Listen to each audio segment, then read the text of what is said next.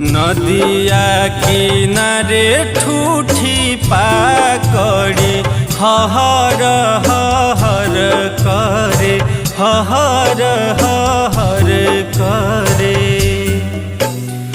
नदिया किनारे ठूठी पाकड़ी हहर हहर करे हहर हहर करे।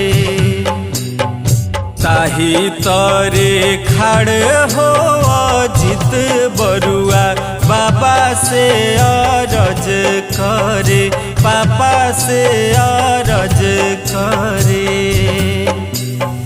ताही तरे खाड़ हो अजित बरुआ चाचा से अरज करे फूफा से अरज करे।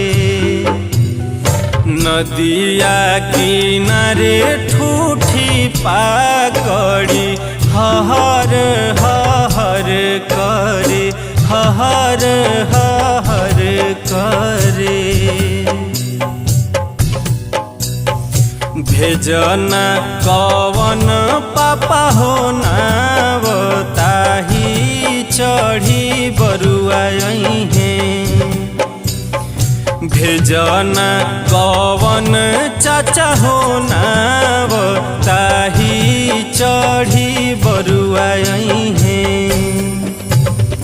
नदिया किनारे ठूठी पाकड़ी हहर हहर करे हहर हहर करे।